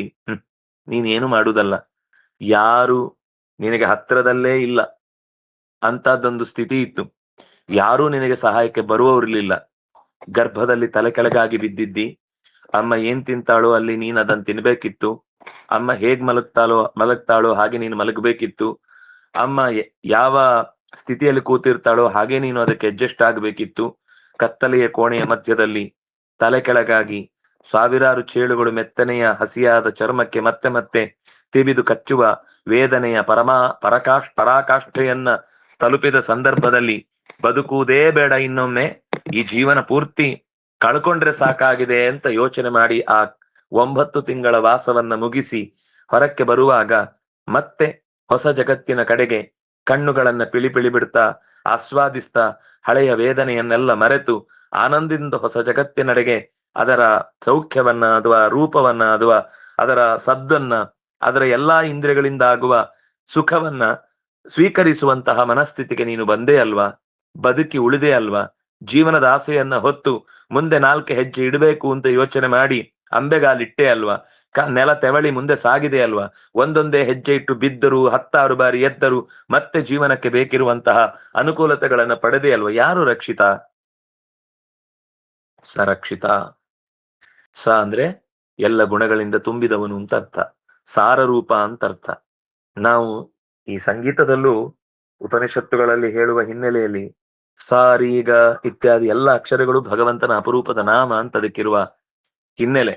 ಪ್ರತಿಯೊಂದು ಅಕ್ಷರವೂ ಕೂಡ ಭಗವಂತನ ಅನಂತ ಗುಣಗಳನ್ನ ಪರಿಚಯ ಮಾಡಿಕೊಡುತ್ತೆ ಅಂತ. ಅದ್ ಸ್ವಾರಸ್ಯ ಏನು ಅಂದ್ರೆ ಆರಂಭವೂ ಸಾನೆ ಕೊನೆಗೂ ಸಾನೆ, ಯಾಕೆಂದ್ರೆ ಅದು ಸಾರ ಅಂದ್ರೆ ಆಧಾರ. ತುದಿಯಿಂದಲೂ ಆಧಾರ ಅವನೇ, ಕೊನೆಯಿಂದಲೂ ಆಧಾರ ಅವನೇ ಅನ್ನುವ ಚಿಂತಿಸುವ ನೆಲೆಯಲ್ಲಿ ಸರಕ್ಷಿತ, ಅವನ ರಕ್ಷಣೆಯ ಬಗೆಗೆ ನಾವು ಎಷ್ಟು ತಿಳ್ಕೊಂಡ್ರೂ ಸಾಕಾಗುದಿಲ್ಲ. ನಮ್ಗೆ ಗೊತ್ತೇ ಇಲ್ಲದೆ ಕೋಟಿ ಬಾರಿ ರಕ್ಷಿಸಿದ್ದಾನೆ, ಗೊತ್ತಾಗಿ ಯಾವುದೋ ಒಂದನ್ನ ಮಾಡಿದ ರಕ್ಷಣೆಯನ್ನು ಕೂಡ ನಮ್ಗೆ ಬೇಕಾದ ಹಾಗೆ ಆಗ್ಲಿಲ್ಲ ಅನ್ನುವ ಕಾರಣಕ್ಕೋಸ್ಕರ ಅವನು ರಕ್ಷಿಸಿಲ್ಲ ಅಂತ ಭಾವಿಸಿಯೇ ಅವನನ್ನು ಬೈಕೊಳ್ತಾ ಇರ್ತೇವೆ. ಯಮ ಹೇಳ್ತಾನೆ ಆ ಹುಡುಗ ತಾಯಿಯರಿಗೆ ಅವನು ನಿಜವಾದ ರಕ್ಷಕ ನಮ್ಮನ್ನು. ಯೈಚ್ಛಯೇಷ ಸೃಜತಿ ಇದಮವ್ಯಯೋ ಏವ ರಕ್ಷತ್ಯ ವಿಲುಂಪತೆ ಅವಲುಂಪತೆ ಚಯ ತಸ್ಯಾಬಲ ಕ್ರೀಡನ ಮಾಹುರೀಷಿತು ಚರಾಚರಂ ನಿಗ್ರಹ ಸಂಗ್ರಹೇ ಪ್ರಭೋ. ಓ ದುರ್ಬಲರೇ, ನನ್ನ ಮಾತು ಕೇಳಿಸಿಕೊಳ್ಳಿ. ಆ ಹೆಣ್ಮಕ್ಕಳನ್ನ ಕುರಿತು, ಉಳಿದ ಪರಿವಾರದವರನ್ನ ಕುರಿತು ಹೇಳ್ತಾನೆ, ಸ ಯಹ ಇಚ್ಛೆಯ ಈಶಃ ಇದಂ ಅವ್ಯಯ ಸೃಜತಿ. ಯಾರು ತನ್ನ ಇಚ್ಛೆಯಂತೆ ತನ್ನ ಸ್ವ ಇಚ್ಛೆಯಂತೆ ಈ ಜಗತ್ತನ್ನ ಸೃಷ್ಟಿಸುತ್ತಾನೆ, ಏವ ರಕ್ಷತಿ ಅವನೇ ರಕ್ಷಿಸುತ್ತಾನೆ, ಅವಲಂಪತೇಚ ಅವನೇ ಈ ಸಂಸಾರವನ್ನ ಕೊನೆಗಾಣಿಸ್ತಾನೆ. ಅವನು ಯಾವತ್ತೂ ಕೂಡ ಯಾರಿಂದಲೂ ಕೊನೆಯ ಹಂತವನ್ನ ಸೇರುವವನಲ್ಲ, ಅವನಿಗೆ ಕೊನೆಗಾಲ ಇಲ್ಲ, ಅವನು ಸ್ವತಃ ನಾಶರಹಿತ. ಕೊಲ್ಲುವುದು ಕಾಯುವುದು ಎರಡೂ ಕೂಡ ಅವನಿಗೆ ಒಂದು ಸಹಜ ಕರ್ಮ, ಅದಕ್ಕೆ ಅವನು ಶಕ್ತ ಕೂಡ. ಇಂತಹ ಚರಾಚರವಾದ ಪ್ರಪಂಚ ಅವನಿಗೊಂದು ಆಟದ ಗೊಂಬೆಯ ಆಟದ ಕಾರ್ಯಕ್ರಮ. ಇದನ್ನ ನಿರಂತರ ಮಾಡ್ತಾ ಇರ್ತಾನೆ. ಕ್ರೀಡನಕಂ ಆಹುಹು, ಈಶನ ಕ್ರೀಡನಕ ಅಂದ್ರೆ ಗೊಂಬೆ ಆಟ. ಗೊಂಬೆಯ ಉಳಿದವರೆಲ್ಲ ಅಬಲಾಹ, ಯಾರು ಪ್ರಬಲರಿಲ್ಲ, ಭಗವಂತ ಒಬ್ಬನೇ ಪ್ರಬಲ, ಉಳಿದವರೆಲ್ಲರೂ ಅಬಲರೇ. ಅದರಿಂದಾಗಿ ಅಬಲನಾಗಿ ಜೀವ ಪರಮಾತ್ಮನ ಕೈಗೊಂಬೆಯಾಗಿ ಅವನ ಕೈ ಕುಣಿತದ ತಂತ್ರದಂತೆ ಹೇಗಾಡಿಸ್ತಾನೋ ಹಾಗೆ ಆಡ್ತಾ, ಹೇಗೆ ಅವನನ್ನು ಮಲಗಿಸ್ತಾನೋ ಹಾಗೆ ಮಲಗುತ್ತಾ ಬದುಕನ್ನ ಕಳೆಯುವವನು. ಹಾಗಾಗಿ ನಮ್ಮ ಈ ಪ್ರಪಂಚದಲ್ಲಿರುವ ಅಂದ್ರೆ ಒಂದು ದಿಕ್ ಅಂತ ಹೇಳಿದ್ರಲ್ಲ, ಪರಮಾತ್ಮನಿಗೆ ಧಿಕ್ಕಾರ. ನಮ್ಮವನನ್ನ ಕೊಂದುಕೊಂಡು ಹೋಗಿ ನಮಗೆ ಈಗ ಯಾರು ಇಲ್ಲ ಅಂತ ಮಾಡಿದ ಅವನಿಗೇನು ಲಾಭ ಇಲ್ಲ. ಅವನು ಯಾವ ಲಾಭಕ್ಕಾಗಿಯೂ ಜಗತ್ತಿನ ಜೀವಿಗಳನ್ನು ತರುವುದಲ್ಲ, ಅವನಿಗೆ ಯಾವ ಲಾಭವೂ ಇಲ್ಲ ಈ ಜಗತ್ತಿನ ಜೀವಿಗಳನ್ನು ಮರಳಿ ಎಳೆದು ಪ್ರಳಯದಲ್ಲಿ ತಳ್ಳುವುದರಿಂದ. ಅವನು ನಿಸ್ಪೃಹನಾಗಿ ಈ ಜಗತ್ತಿನ ನಿಗ್ರಹ ಸಂಗ್ರಹೇ, ನಿಗ್ರಹ ನಿರಾಕರಣೆ ಅಥವಾ ಪ್ರಳಯ, ಸಂಗ್ರಹ ಅಂದ್ರೆ ಮತ್ತೆ ಜಗತ್ತನ್ನ ಒಟ್ಟೈಸುವುದು. ಜಗತ್ತನ್ನ ಒಟ್ಟೈಸುವುದು ಮತ್ತೆ ಮೂಲ ಸ್ಥಿತಿಗೆ ಅದನ್ನ ಕರೆದೊಯ್ಯುವುದು ಎರಡೂ ಅವನಿಗೆ ಆಟಕ್ಕೆ ಪ್ರಯೋಜನಕ್ಕೆ ಬಾರದ ಕಾರ್ಯಗಳು. ಪಥಿಚ್ಯುತಂ ತಿಷ್ಠತಿ ರಕ್ಷಿತಂ ಗೃಹೇ ಸ್ಥಿತಂ ತದ್ವಿಹತಂ ವಿನಶ್ಯತಿ ಜೀವತ್ಯನಾಥೋಪತದೀಕ್ಷಿತೋ ವನೆ ಗೃಹೇಪಿ ಗುಪ್ತೋಸ್ಯ ಹತೋ ನ ಜೀವತಿ. ಆಗದ್ದಾದ್ರೂ ಕೊನೆಯ ಸಾಲು ಮಾತ್ರ ಬಹುಶಃ ನಮ್ಗೆ ಮತ್ತೆ ಮತ್ತೆ ಉಪಯೋಗಕ್ಕೆ ಬರುವಂಥದ್ದು. ಈ ಸಾಲು ಜೀವನ ಪೂರ್ತಿ ನಮಗೆ ಉಪಕಾರವನ್ನ ಭಗವಂತನಿಗೆ ಕೃತಜ್ಞತೆಯನ್ನು ಅರ್ಪಿಸ್ಲಿಕ್ಕೆ ಧೈರ್ಯವನ್ನ ತುಂಬುವ ಮಾತು. ಇದನ್ನ ನಾವು ಬಹುಶಃ ಬರ್ದಿಟ್ಕೊಂಡ್ರು ಒಳ್ಳೇದು. ಎಲ್ಲೋ ಒಂದು ಕಡೆ ದಿನ ಇದನ್ನ ಹೇಳ್ಕೊಳ್ತಾ ಇದ್ರೆ ಎಷ್ಟೋ ಸರ್ತಿ ನಮಗೆ ಮನಸ್ಸಿಗೆ ಒದಗಿದಂತಹ ವೇದನೆಗಳು ವ್ಯಥೆಗಳು ದೂರ ಆಗುತ್ತೆ, ಅಥವಾ ಧೈರ್ಯ ಬರುತ್ತೆ. ಜೀವನದಲ್ಲಿ ಏನೇ ಹೆಚ್ಚು ಕಮ್ಮಿ ಆದ್ರೂ ಕೂಡ ಏನು ನಾವು ತಲೆ ಕೆಡಿಸ್ಕೊಳ್ಬೇಕಾದ್ದಿಲ್ಲ.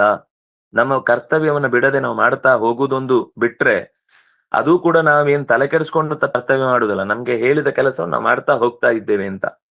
ಪಥಿಚ್ಯುತಂ ತಿಷ್ಠತಿ ದಿಷ್ಟ ರಕ್ಷಿತಂ.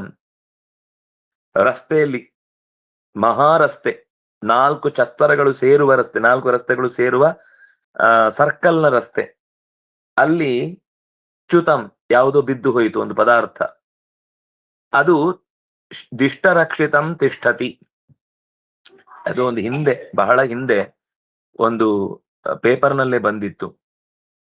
ಒಂದು ಟ್ರೈನ್ ಪಾಸ್ ಆಗ್ತಾ ಇರ್ಬೇಕಾದ್ರೆ ಸುಮಾರು 1 ಕಿಲೋಮೀಟರ್ ಹೋದ್ಮೇಲೆ ಯಾರು ಹೇಳಿದ್ರೆ ಕೊನೆಗೆ ಏನು ಅಂತ ನೋಡಿದ್ರೆ, ಎಳೆದವರನ್ನ ಹೋಗಿ ವಿಚಾರಿಸಿದ್ರೆ ಒಂದು ಹೆಣ್ಮಗಳು, ಆ ಹೊಟ್ಟೆ ತುಂಬು ಗರ್ಭಿಣಿ, ಅವಳು ಶೌಚಕ್ಕಾಗಿ ಹೋದಾಗ ಅದೇ ಸಮಯಕ್ಕೆ ಪ್ರಸವವೂ ಆಗಿ ಅಲ್ಲೇ ಮಗು ಆ ನಾಳದಿಂದ ಬಿದ್ದು ಹೋಗ್ಬಿಟ್ಟಿದೆ ಒಳಗೆ. ಅವಳು ಜೋರಾಗಿ ಕಿರ್ಚಿ ಹೇಳಿದ್ದಕ್ಕೆ ಕೊನೆಗೆ ಎಳೆದಿದ್ದಾರೆ. ಸುಮಾರು 1 ಕಿಲೋಮೀಟರ್ ಮುಂದಕ್ಕೆ ಹೋಗಿದೆ, ಮತ್ತೆ ವಾಪಸ್ಸು ಆ ಅಧಿಕಾರಿಗಳು ಆ ತಾಯಿಯನ್ನ ತಕ್ಷಣವೇ ವೈದ್ಯರನ್ನ ಕರೆಸಬೇಕಾದ ವ್ಯವಸ್ಥೆ ಮಾಡಿ ಮೂಲ ಎಲ್ಲಿ ಆ ಜಾಗ ಬಿತ್ತು ಅಲ್ಲಿಗೆ ಕರೆದು ನೋಡಿದ್ರೆ ಆ ಮಗು ಸಣ್ಣ ಪುಟ್ಟ ಗಾಯದೊಂದಿಗೆ ಬದುಕಿ ಉಳಿದಿತ್ತು. ಇನ್ನೊಂದು ಸರ್ತಿ ಒಂದು ವಿಮಾನದ ಆಕ್ಸಿಡೆಂಟ್ ಆಗಿತ್ತು, ಅಂದ್ರೆ ವಿಮಾನ ಸಿಡಿದು ಹೋಗಿತ್ತು. ಸಿಡಿದು ಹೋದ್ರೆ ಅದರಲ್ಲಿ ಇದ್ದವರು ಸುಮಾರು ಒಂದು 200-300 ಜನ ಎಲ್ರೂ ಕರಕಲಾಗಿ ಹೋಗಿದ್ದಾರೆ. ಒಂದೇ ಒಂದು ಮಗು ಒಂದು ಮರದ ಮೇಲೆ ಅದರ ಬಟ್ಟೆಯನ್ನು ಹಾಕಿದ್ದು ನೇತು ಬಿದ್ದು ಅಳ್ತಾ ಇದೆ. ಅದು 1.5 ದಿವಸ ಆದ್ಮೇಲೆ ನೋಡಿದ್ದಾರೆ. ಅಲ್ಲಿ ತನಕನೂ ಆ ಮಗಿಗೆ ಏನ್ ಸಿಕ್ಕಿತ್ತೋ, ಅದು ಏನ್ ತಿಂದಿತ್ತೋ ಗೊತ್ತಿಲ್ಲ. ಮಗು ಅನಾಯಾಸವಾಗಿ ಆಮೇಲೆ ಬೆಳೆದು ದೊಡ್ಡದಾಯ್ತು. ಇನ್ನೂ ನೀವು ಮೊನ್ನೆ ತಾನು ಇತ್ತೀಚೆಗೆ ನಡೆದ ಒಂದು 31 ಸೆಕೆಂಡ್ ಹಾರಿ ಬಿತ್ತಲ್ವಾ, ಅದರಲ್ಲಿ ಒಬ್ಬ ಬದುಕಿ ಉಳಿದಿದ್ದ, ಒಬ್ಬನೇ ಬದುಕಿದ್ದ. ಅದ್ರ ಹೊರಭಾಗದಿಂದ ಬಂದದ್ದವನು ಹೊರಗೆ ಬಿದ್ದಿದ್ದಾನೆ. ಅದು ಒಂದು ಹಾಸ್ಟೆಲ್ ಒಳಗೆ ಹೋಗಿ ಗುದ್ದಿದೆ. ಅವನು ಅದ್ರೊಳಗೆ ಇದ್ದವನು ಅದರ ಸೀಳಿದ ವೇಗಕ್ಕೆ ಹೊರಗೆ ಬಂದು ಚೇರ್ ಸಮೇತ ಹೊರಗೆ ಬಿದ್ದಿದ್ದಾನೆ. ಬಿಚ್ಚಿಕೊಂಡು ನೋಡಿದ್ರೆ ಒಳಗೆ ಆಮೇಲೆ ಎಲ್ಲ ಸುಟ್ಟು ಹೋಗ್ಬಿಟ್ಟಿದೆ. ಇನ್ನೊಬ್ಳು ಅದೇ ಫ್ಲೈಟಿಗೆ ಹತ್ತಬೇಕಾದವಳು 10 ನಿಮಿಷ ತಡ ಆಗಿ ಬಂದಿದ್ದಾಳೆ. ಅವಳ ವಾಹನ ತಡವಾಗಿ ಬಂದಿದೆ. ಅವಳು ಅದ್ರೊಳಗೆ ಪ್ರವೇಶ ಮಾಡ್ಲಿಕ್ಕೆ ಆಗ್ಲಿಲ್ಲ, ಬೈಕೊಂಡಿದ್ದಾಳೆ, ನನಗೆ ಹೋಗ್ಲೇಬೇಕಿತ್ತು, ನೀವೆಲ್ಲ ಸರಿಯಾಗಿ ನಮ್ಗೆ ಅನುಕೂಲ ಮಾಡಿ ಕೊಡಲ್ಲ ಅಂತ. ಮರುದಿವ್ಸ ಈ ಸುದ್ದಿ ಓದಿದ್ಮೇಲೆ ಅಯ್ಯೋ 10 ನಿಮಿಷ ತಡ ಬಂದದ್ರಿಂದ ನನ್ನ ಬದುಕು ಉಳಿಯಿತು ಅಂತ. ದೇವರು ಹೀಗೆ ಎಲ್ಲೆಲ್ಲೋ ಹೇಗೋ ನಮ್ಮನ್ನ ಕ್ಷಣ ಕ್ಷಣಕ್ಕೂ ಬೇಡ, ನಮ್ ದೇಹದಲ್ಲಿ ತಿಂದ ಅನ್ನದಲ್ಲಿ ಒಂದು ಸಣ್ಣ ಯಾವುದೋ ಅಂಗಾರಾಮ್ಲ ಅಥವಾ ಯಾವುದೋ ಒಂದು ಸಣ್ಣ ಇದ್ದಿಲಿನ ಕಣ ಅಥವಾ ನಮ್ಮ ದೇಹಕ್ಕೆ ಜೀರ್ಣವಾಗದೇ ಇರುವ ಪದಾರ್ಥ ನೆತ್ತರಿನ ಯಾವುದೋ ಒಂದು ನಾಳದಲ್ಲಿ ಹೋಗಿ ಸಿಕ್ಕಿ ಹಾಕಿಕೊಂಡಿತು ಅಂದ್ರೆ ಇಡೀ ದೇಹ ಅವ್ಯವಸ್ಥೆಯಾಗಿ ಜೀವನ ಅಡಿಮೇಲಾಗುತ್ತೆ.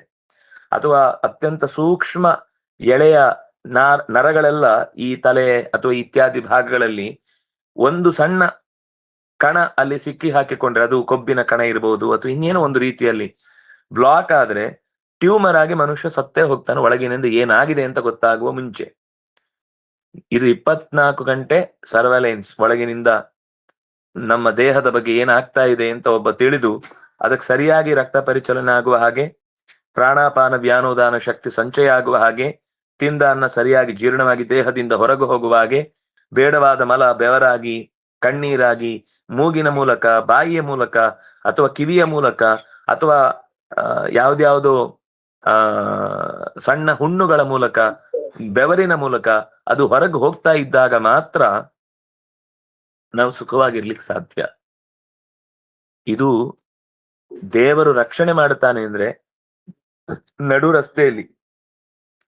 ಹಿಂದೊಮ್ಮೆ ಹೇಳಿದ್ನ ಅಂತ ಗೊತ್ತಿಲ್ಲ, ಒಂದ್ಸರ್ತಿ ಒಂದು ದೊಡ್ಡ ಚಾರ್ಧಾಮ ಯಾತ್ರೆಯನ್ನ ಕೈಗೊಂಡಿದ್ರು. ಮೇಲೆ ಷಟ್ಪ್ರಯಾಗಕ್ಕೆ ಹೋಗುವಾಗ ಮಧ್ಯದ ಒಂದು ಪ್ರಯಾಗದಲ್ಲಿ ಅವರನ್ನೆಲ್ಲ ಇಳಿಸಿ ಅಲ್ಲಿ ಒಬ್ಬ ವ್ಯವಸ್ಥಾಪಕರು ಜನರಿಗೆ ಆಗುವ ಬಟ್ಟೆ ಪರೆ ಇತ್ಯಾದಿಗಳನ್ನೆಲ್ಲ ಹಿಡ್ಕೊಳ್ಳಿ ಅಂತ ಹೇಳ್ತಾ ಅಲ್ಲೇ ದಂಡೆಯಲ್ಲಿ ಕೂತಿದ್ರು. ಅದು ಸಾವಿರಾರು ಜನ ಹೋಗುವಂತಹ ಮಾರ್ಗ, ಅದರ ಮಧ್ಯದಲ್ಲಿ ಒಂದು ಕಲ್ಲು, ಅವರು ಅದರ ಮೇಲೆ ಕೂತು ಬಂದವರನ್ನೆಲ್ಲ ಇಷ್ಟು ಜನ ಹೋದ್ರು ಅಷ್ಟು ಜನ ಹೋದ್ರು ಅಂತ ಕಳಿಸ್ತಾ ಇದ್ದಾರೆ.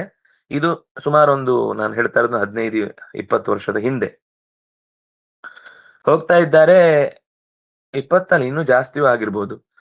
ಅವರ ಇಡೀ ಅಷ್ಟು ಕಾರ್ಯಕ್ರಮದ ವ್ಯವಹಾರ ಈಗಿನ ಹಾಗೆ ಕಾರ್ಡ್ ಗಿರ್ಡೆಲ್ಲ ಕೆಲಸ ಆಗ್ತಾ ಇದ್ದ ಸಮಯ ಅಲ್ಲ. ಅವರ ಅಷ್ಟೂ ವ್ಯವಸ್ಥೆಯ ಸುಮಾರು 15-20 ಲಕ್ಷ ರೂಪಾಯಿ ಅವರ ಕೈ ಬ್ಯಾಗಿನಲ್ಲಿತ್ತು. ಅವ್ರು ಮಾತಾಡ್ತಾ ಮಾತಾಡ್ತಾ ಅದನ್ನ ಅಲ್ಲಿಟ್ಟು ವ್ಯವಹಾರಕ್ಕೆ ಅವರಿಗೆ ಅಲ್ಲಲ್ಲಿ ಕೊಡ್ಲಿಕ್ಕೆ ಬೇಕಾಗತ್ತೆ ಅಂತ ಕೈಲಿ ಇಟ್ಕೊಂಡಿದ್ರು. 1 ನಿಮಿಷ ಅವರಿಗೆ ಅಲ್ಲಿ ಜೋರ್ ಮಳೆ ಬಂತು. ಅಷ್ಟೊತ್ತಿಗೆ ಮಳೆ ಬಂತು, ಕೆಳಗೆ ಇಳಿಸಿದ ಬ್ಯಾಗ್ಗಳೆಲ್ಲ ಒದ್ದೆ ಆಗುತ್ತೆ ಅಂತ ತಕ್ಷಣ ಸಹಾಯಕ್ಕೆ ಅಂತ ಓಡುವಾಗ ಅವರು ಕೂತ ಕಲ್ಲಿನ ಮಧ್ಯ ಬ್ಯಾಗ್ ಇದರ ಮೇಲೆನೆ, ಕಲ್ಲಿನ ಮೇಲೆನೆ ಆ ಬ್ಯಾಗ್ ಬಿಟ್ಟು ಓಡಿ ಹೋದ್ರು. ಕೆಲಸ ತುಂಬಾ ಆಗೋಯ್ತು, ಮರ್ತು ಸೀದಾ ಮಠಕ್ಕೆ ಬಂದ್ಬಿಟ್ಟಿದ್ದಾರೆ. ಇದು ನಡೆದು ಸುಮಾರು 2 ಗಂಟೆ ಆದ್ಮೇಲೆ ಅವ್ರಿಗೆ ಯಾವ್ದೋ ವಿಷಯಕ್ಕೆ ಮತ್ತೆ ದುಡ್ಡು ಬೇಕು ಅಂತ ಅನ್ಸಿದೆ. ಹುಡುಕುವಾಗ ಕೈ ಚೀಲ ಇಲ್ಲ. ಅವರಿಗೆ ತಕ್ಷಣ ನೆನಪು ಆಗ್ಲಿಲ್ಲ ಎಲ್ಲಿ ಬಿಟ್ಟಿದ್ದೇನೆ ಅಂತ. ಆಮೇಲೆ ಯೋಚನೆ ಬಂತು, ಮಳೆ ಬಂದಾಗ ನಾನು ಕೈ ಬಿಟ್ಟು ಹೋದೆ ಅಂತ. ಅದು ನನ್ನ ದುಡ್ಡಾದ್ರೆ ಅವರು ಯಾವತ್ತೂ ಬೇಜಾರು ಮಾಡ್ಕೊಳ್ತಿರ್ಲಿಲ್ಲ. ಇದು ನನ್ನ ದುಡ್ಡಲ್ಲ, ಇಷ್ಟು ಜನರ ದುಡ್ಡು, ಸ್ವಾಮಿಗಳ ವ್ಯವಸ್ಥೆಗೋಸ್ಕರ ಯಾತ್ರೆಗೆ ಬಂದವರನ್ನ ಕರ್ಕೊಂಡು ಹೋಗಿ ಮುಂದೆ ಕೊನೆಗೆ ಮನೆ ಮುಟ್ಟಿಸುವ ತನಕ ಆ ದುಡ್ಡಿನಿಂದಲೇ ಎಲ್ಲ ಕಾರ್ಯಭಾರ ಆಗಬೇಕು. ದೇವರಿಗೆ ಕೈ ಮುಗಿದ್ರು. ಅಲ್ಲೇ ಪೀಠದ ದೇವರು ರಾಮದೇವರೇ, ನಿನ್ನ ರಾಜ್ಯದಲ್ಲಿ ಯಾವತ್ತೂ ಯಾವ ವಸ್ತು ಕೂಡ ಯಾರಿಗೂ ಕಳ್ಳತನ ಆಗುದಿಲ್ಲ ಅಂತಾನೆ ಅವತ್ತು ಸಂಜೆ ಉಪನ್ಯಾಸದಲ್ಲಿ ಹೇಳಿದ್ರು ಸ್ವಾಮಿಗಳು. ನಮ್ಮ ಸಂಪತ್ತು ಅಂತಂದಾಗ ರಾಮಚಂದ್ರ ಅದನ್ನು ಕಾಪಾಡ್ತಾನೆ ಅಂತ. ಅವ್ರಿಗೆ ಅವತ್ತೇನು ಆಗ ಆ ಮಾತಿನ ಮೇಲೆ ತುಂಬಾ ಶ್ರದ್ಧೆ ಬಂತು. ಹತ್ಕೊಂಡು ಬಂದ್ರು. ಅಯ್ಯೋ, ಪದಾರ್ಥ ನನ್ನದಲ್ಲ ಅನ್ನೋದ ಕಾರಣಕ್ಕೋಸ್ಕರ ಹತ್ಕೊಂಡು ಓಡಿ ಬಂದ್ರೆ ಅಷ್ಟು ಸಾವಿರಾರು ಜನ ಅದೇ ಜಾಗದಲ್ಲಿ ಮತ್ತೆ ಓಡಾಡ್ತಾನೆ ಇದ್ದಾರೆ. ಆ ಕಲ್ಲಿನ ಮೇಲೆ ಅವರ ಕೈ ಚೀಲ ಹಾಗೇ ಇದೆ. ಪಥಿಚ್ಯುತಂ ಅನ್ನೋದನ್ನ ನಾನು ಇದಕ್ಕೋಸ್ಕರನೇ ನೆನ್ಪು ಮಾಡ್ಕೊಂಡು ಹೇಳಿದ್ದು. ಮಧ್ಯ ದಾರಿಯಲ್ಲಿ ಸಾವಿರಾರು ಜನ ಓಡಾಡುವ ಜಾಗದಲ್ಲಿ 15-20 ಲಕ್ಷದ ಕವರುಳ್ಳಂತಹ ಬ್ಯಾಗು ಹಾಗೇ ಇದೆ. ಯಾರು ಅದನ್ನು ಮುಟ್ಟೇ ಇಲ್ಲ. ಯಾರಿಗೂ ಅದನ್ನು ಮುಟ್ಟುವಷ್ಟು ನೆನಪು ಇಲ್ವೋ, ಅಥವಾ ನೋಡ್ಲಿಕ್ಕೆ ಆಗ್ಲಿಲ್ವೋ, ಅಥವಾ ಗಮನಕ್ಕೆ ಬರ್ಲಿಲ್ವೋ, ಒಟ್ಟು ಏನೋ ಭಗವಂತನ ಸಂಕಲ್ಪ. ಅದು ಅವ್ರದ್ದೇ ವಾಪಸ್ಸು ಸಿಗ್ಬೇಕಿತ್ತು, ಅದು ವಾಪಸ್ ಸಿಕ್ಕಿತು. ಬಂದು ಗುರುಗಳ ಹತ್ರ ಹೇಳಿದ್ರು ಹೀಗಾಯ್ತು ಅಂತ. ಅದನ್ನ ಆಗ ಈ ಶ್ಲೋಕವನ್ನ ಅವರು ಹೇಳಿ ನೆನಪು ಮಾಡ್ಕೊಂಡಂತೆ, ಪತಿಚ್ಯುತಂ ತಿಷ್ಠತಿ ದಿಷ್ಟ ರಕ್ಷಿತಂ ಗೃಹೇ ಸ್ಥಿತಂ ತದ್ವಿಹತಂ ವಿನಶ್ಯತಿ. ಇದಂತೂ 1000 ಘಟನೆಗಳನ್ನ ನಾವು ನೋಡ್ತೇವೆ. ಯಾರಿಗೂ ಸಿಗದ ಹಾಗೆ ಇರಬೇಕು ಅಂತ ಮನೆಯ ಗೋಡೆಯ ಹಿಂಭಾಗದಲ್ಲೆಲ್ಲ ಅಡಗಿಸಿಡ್ತಾರೆ, ಅಥವಾ ತಿಜೋರಿಯಲ್ಲೆಲ್ಲ 10 ಲಾಕರ್ಗಳನ್ನ ಹಾಕಿ ಇಡ್ತಾರೆ. ಆ ಲಾಕರ್ಗಳನ್ನು ಮುಟ್ಟುದಿಲ್ಲ, ಹಿಂಭಾಗದಿಂದ ಗೋಡೆನೆ ಒಡ್ಕೊಂಡು ಇಡೀ ಲಾಕರ್ ಅನ್ನು ಎಳ್ಕೊಂಡು ಹೋಗಿರ್ತಾರೆ. ಅಥವಾ ಸಾಯಬಾರದು ಅಂತ ಬೇರೆ ಬೇರೆ ರೀತಿಯಿಂದ ರಕ್ಷಣೆಯನ್ನು ಮಾಡ್ಕೊಂಡಿರ್ತಾರೆ. ಕಬ್ಬಿಣದ ತಂತಿ ಅಂತೆ, ಪೊಲೀಸ್ ಅಂತೆ, ಗಾರ್ಡ್ ಅಂತೆ, ಬೌನ್ಸರ್ ಅಂತೆ, ನಾಯಿಗಳಂತೆ, ಏನೇನು ಮಾಡಿದ್ವಿ. ಎದೆ ಒಳಗೆ ಅಲ್ಲೇ ಒಂದು ಸಣ್ಣ ಕ್ಲಾಟ್ ಆಗಿ ಎದೆ ಹೊಡೆದು ಸತ್ತ ಮನೆ ಒಳಗಡೆನೆ. ಗೃಹೇ ಸ್ಥಿತಂ, ಮನೆಯ ಒಳಗೇ ಇದ್ರು ಕೂಡ ಅದು ಬದುಕ್ಲಿಕ್ಕೆ ಅರ್ಹವಾದ ಸಮಯ ಅಲ್ಲ ಆಗಿದ್ರೆ, ಅದು ಕಳ್ಕೊಳ್ಳೇಬೇಕಾದ ವಸ್ತು ಆಗಿದ್ರೆ ವಿಹತಂ ವಿನಶ್ಯತಿ, ಅದು ಖಂಡಿತ ಅವನ ಕೈಯಿಂದ ಎಳ್ಕೊಂಡು ಹೋಗುತ್ತೆ. ಅವನ ಕೈಯಲ್ಲಿ ಅದು ಉಳಿಯುವುದಿಲ್ಲ.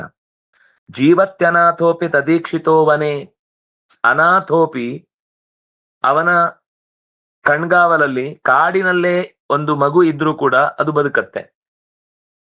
ಅನಾಥೋಪಿ ಜೀವತಿ. ಈಗ ನೋಡಿ, ನಾವು ಭಾಗವತದ ಕಥೆಯಲ್ಲೂ ಹಿಂದೆ ಬಂದಿತ್ತು, ವಿಷ್ಣು ಪುರಾಣದ ಕಥೆಯಲ್ಲೂ ಬರ್ತಾ ಇತ್ತು. ಭರತ ತನ್ನ ಜೊತೆಗೆ ಚೆನ್ನಾಗಿ ಹಚ್ಚಿಕೊಂಡಿದ್ದ ಜಿಂಕೆಯ ಕುರಿತಾಗಿ ಯೋಚಿಸ್ತಾ ಇದ್ದ ಅಂತ. ವಸ್ತುತಃ ಲಕ್ಷಾಂತರ ಜಿಂಕೆಗಳು ಮರಿ ಇಡ್ತಾವೆ, ಬೆಳೀತಾವೆ, ತಮ್ಮ ಪರಿವಾರ ಜೊತೆಗೆ ಕೂಡ್ಕೊಂಡು ಓಡ್ತಾವೆ. ಬರೀ ನಾನು ಜಿಂಕೆ ಅಂತ ಅಲ್ಲಿ ನೆನಪಿದೆ ಅಂತ ಹೇಳಿದೆ. ನೀವು ಜಿರಾಫೆ ನೋಡಿ, ಹಸುಗಳನ್ನು ನೋಡಿ, ಕಾಡು ಹಸುಗಳು, ಕಾಡೆಮ್ಮೆಗಳು, ಕಡವೆಗಳು, ನೂರಾರು ತರದ ಜೀವರಾಶಿಗಳು ಅಲ್ಲಲ್ಲಿಯೇ ಕಾಡಿನಲ್ಲಿ ಹುಟ್ಟುತ್ತಾವೆ, ಬೆಳೀತಾವೆ, ಓಡ್ತಾವೆ. ಕಾಡು ಪ್ರಾಣಿಗಳಲ್ಲೇ ಕ್ರೂರ ಪ್ರಾಣಿಗಳು ಇರ್ತವೆ, ಸಾಧು ಪ್ರಾಣಿಗಳು ಇರ್ತವೆ. ಆದ್ರೆ ಅವ್ರ ಯಾವ್ದು ಬೆಳಿಬೇಕು, ಯಾವ್ದು ಉಳಿಬೇಕು, ಯಾವುದು ಜೀವನದ ಗತಿಯನ್ನ ಕೊನೆ ತನಕ ಸಾಗಿಸ್ಬೇಕು, ಅದಕ್ಕೆ ಬೇಕಿರುವ ವ್ಯವಸ್ಥೆ ಅಲ್ಲೇ ಆಗುತ್ತೆ. ಹಾಗಾಗಿ ಅನಾಥೋಪಿ, ಬೆಟ್ಟದ ತುದಿಯಲ್ಲಿ ಒಂದು ಮರವನ್ನ ಯಾರೋ ನೆಟ್ಟು ಬೆಳೆಸಿದ ಹಾಗೆ ಬೆಟ್ಟದ ನೆಲ್ಲಿಕಾಯಿ ಅಲ್ಲಿ ನೂರಾರು ವರ್ಷಗಳ ಕಾಲ ಬಾಳತ್ತೆ. ಅದಕ್ಕೆ ಪಾತಿ ಕಟ್ಟಿದವರಿಲ್ಲ, ನೀರು ಹಾಕಿದವರಲ್ಲ, ಬೀಜ ಹಾಕಿ ಬೆಳೆದದ್ದೂ ಅಲ್ಲ, ತನ್ನಿಂದ ತಾನೇ ಬೆಳೆಯಿತು, ದೊಡ್ಡದಾಯ್ತು, ನೂರಾರು ಹಕ್ಕಿಗಳಿಗೆ ಆಹಾರವಾಯಿತು, ನೆರಳಾಯಿತು, ಬೇರೆ ಬೇರೆ ರೀತಿಯಿಂದ ಅದರ ಪರಂಪರೆ ಮುಂದುವರಿಯಿತು. ಯಾರು ಅದಕ್ಕೆ ರಕ್ಷಣೆ ಕೊಟ್ಟವನು? ಅನಾಥೋಪಿ ತದೀಕ್ಷಿತ.